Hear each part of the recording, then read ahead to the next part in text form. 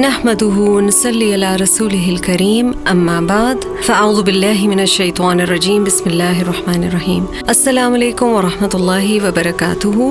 ایک اور نئے ٹاپک کے ساتھ رمضان کے حوالے سے میں فرناز زاہدی معظم پھر موجود ہوں آپ کے ساتھ. آج ہم جس چیز پہ بات کریں گے اس کا عنوان بتانے سے پہلے میں ایک سینیریو آپ کے سامنے رکھتی ہوں. ایک شخص ہے، وہ آپ سے بات کر رہے ہیں اور وہ اس طرح سے بات کر رہے ہیں، میں تمہیں کہہ رہا ہوں نا، اور دوسرا شخص ہے وہ آپ سے ایسے بات کر رہا ہے مگر میں یہ کہنا چاہ رہا تھا. دونوں چیزوں میں فرق ہے اور نرمی ہے. ہم آج جس چیز پہ بات کریں گے اس سے نبی اکرم صلی اللہ علیہ وسلم نے الرفق کہا ہے، جو اردو میں نرمی اور انگلش میں جینٹلنس کے نام سے جانا جاتا ہے. اور یہ نبی صلی اللہ علیہ وسلم کی سیرت کی ایک خاص کوالٹی ہے. آپ صلی اللہ علیہ وسلم نے فرمایا، جب اللہ تعالیٰ کسی فیملی کے لیے بھلائی چاہتے ہیں تو ان میں نرمی ڈال دیتے ہیں. When Allah the Exalted intends goodness with the family, He places gentleness upon them.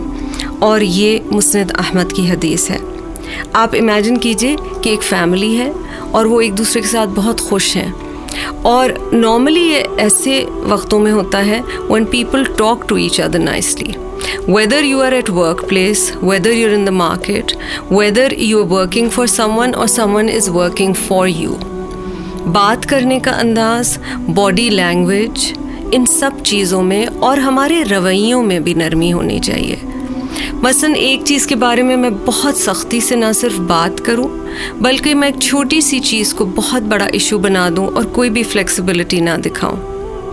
اور دوسرا سینیریو یہ ہے کہ میں سمجھوں اگلے کی سچویشن کو.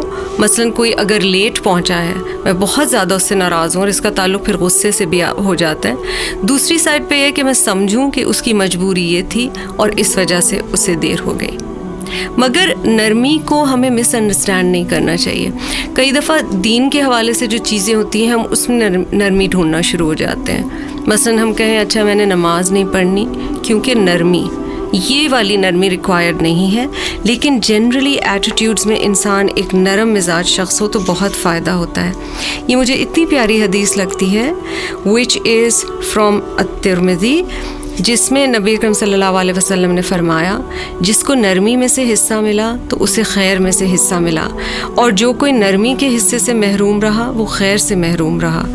یعنی gentleness is a share of goodness.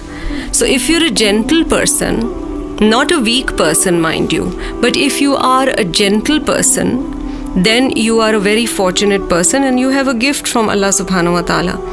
اور یہ جو آپ صلی اللہ علیہ وسلم نے مسلم کی حدیث میں کہا کہ، اور حضرت عائشہ سے خطاب کرتے ہوئے کہا رضی اللہ تعالی عنہ، اے عائشہ، بے شک اللہ تعالیٰ نرمی کرنے والا ہے، نرمی کو پسند فرماتا ہے، نرمی پر وہ کچھ عطا فرماتا ہے جو وہ سختی پر اور اس کے علاوہ کسی چیز پر عطا نہیں فرماتا.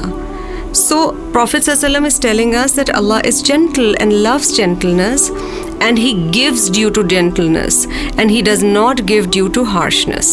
So these are the things we have to remember. اب نرم بات کرنے میں رویوں کی نرمی اور ایون باڈی لینگویج کی نرمی.